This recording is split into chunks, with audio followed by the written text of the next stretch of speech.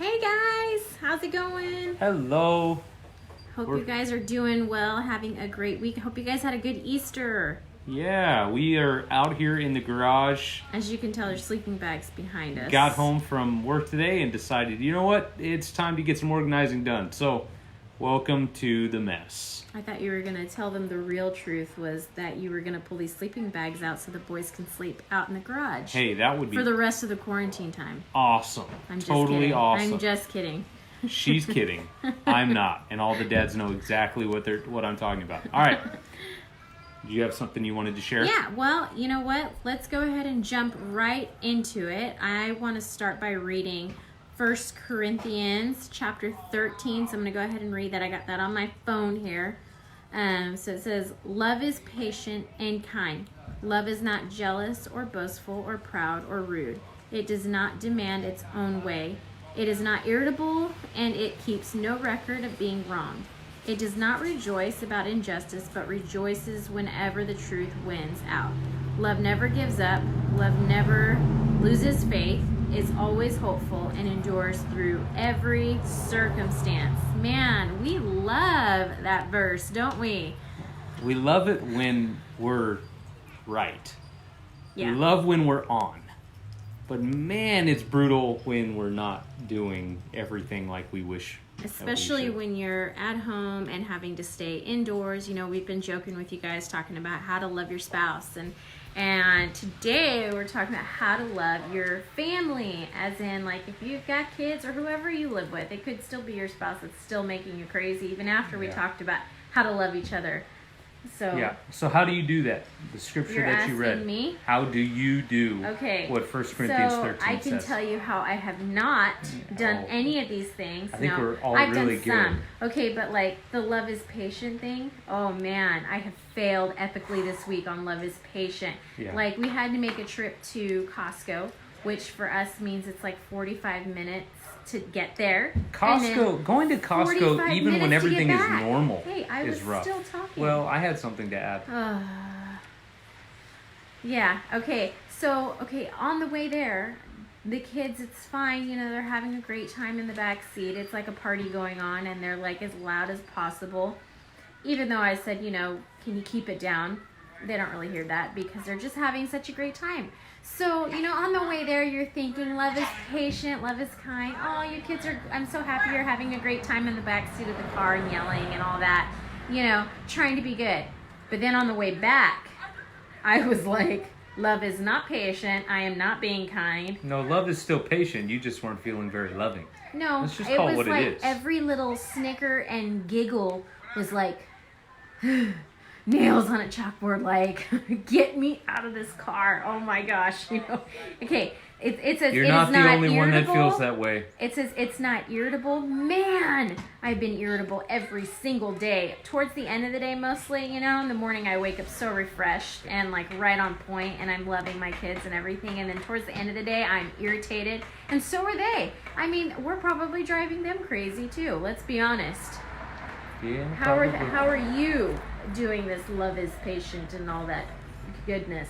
All the goodness. It's all stored in, so it just flows out naturally, you know, right? It's just when you it's love as natural Jesus, as other air things, right? When you love Jesus, it just comes. You know No, what I'm just kidding.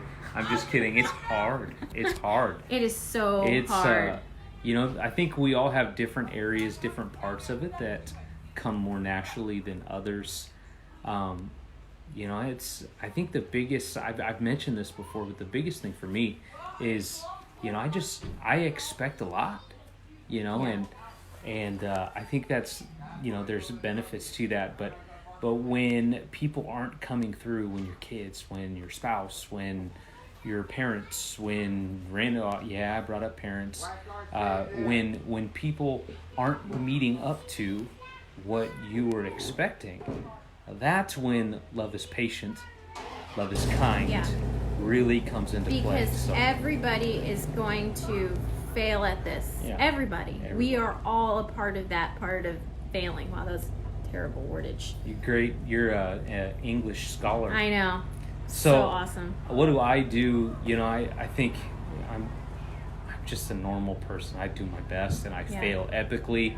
And then other times I look at it at the end of the day and I'm like, man, I handled this situation really good and I handled that situation really bad.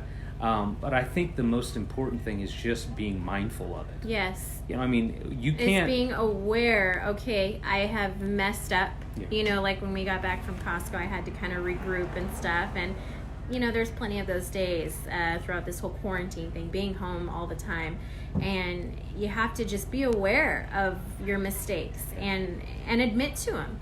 I mean, I have been telling my kids, hey, I'm really sorry, you know, that I wasn't very patient with you, or that I wasn't, you know, listening to what you were saying. And you know, like we said, I think in the last one, that they're so forgiving. I mean, they love you so much.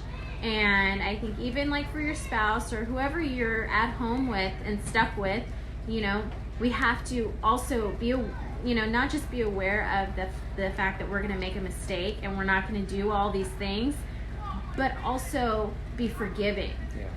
Because, you know, if we're not forgiving, then it's not going to work. It's going to be a big mess. And God puts these in here because He does this for us. So how can we change that? Well, and the other thing is where I was going at before my wife added some straight wisdom and knowledge on you is, boom, my phone. For me, it's, you know, I'm a very analytical thinker, but we can't hit targets that we don't aim for.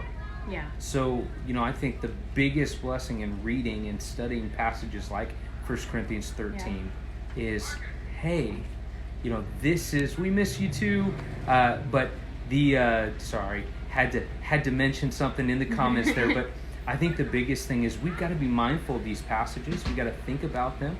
We've got to meditate on them like the Bible instructs us to do, because when we do that, that's when we stand a chance of applying that to our life. Right. If we're not thinking about those scriptures, if we're not thinking about those, you know, that wisdom, it's not going to happen. Yeah. You know, you don't aim it, or you don't hit something. You don't, you know, if you're not aimed at it, we're not trying to walk through life on dumb luck here. Yeah. You know, if we want love to be, you know, the scriptures say that if we're a follower of Jesus, we're to be known by our love. Mm-hmm. So, you know, we serve the God of love. You know, love isn't just something He does, it's a part of who He is. If that is our goal, love is pretty important. That's something that we need to have on display all over our life. That doesn't happen if we're not meditating on those scriptures, if we're not thinking about what love is, and, you know, also at the same time what love isn't. Love isn't exploding because someone didn't match up to your expectations. Hey, again, I've had to apologize. But, you know, love is being patient. Yeah, love is I being love that kind. It ends with love never gives up, never loses faith, is always hopeful, and endures through every circumstance. So even if we can't get that full list in and apply it to our lives every single day, you know, when we mess up, at least we can hold on to that. Love is hopeful, and if we continue to try, we're going to be able to do what it says, and that means endure through every circumstance. So we just need to, you know, it's something each one of us, we've got to work hard at every day. We've got to stay mindful of. We've got to keep it always before our eyes, before our heart, because I don't know. I mean, I'm not the lovey-dovey. I mean, we're a little close right now. This is kind of a tight squeeze. Especially with the 6 feet. The screen is making me look like I'm sweating or something. Look at this. I'm so glowing. It's all that wisdom that I just imparted. I'm just kidding. But if we're gonna have the life that we want to live, if we're gonna display Jesus like we want to, love has to be evident and upfront in our life. And that means that there's some stuff inside of our hearts, inside of my heart, and it's definitely inside of her heart. Yes. And probably inside of yours as well, that need to get worked on. Yeah. I want to encourage you to do that this week. How can I, not how can he or how can they, but how can I apply these things to my life? It's very easy to point out everything that they should be working on. But man, it is difficult to point out the things in our own life. So take some time, pray about it, ask God, write those things down, put it on your fridge wherever you look at most. I don't know about you, but we're always like hungry through this time. So our fridge is a great place for something for us to see. Yep, that's it.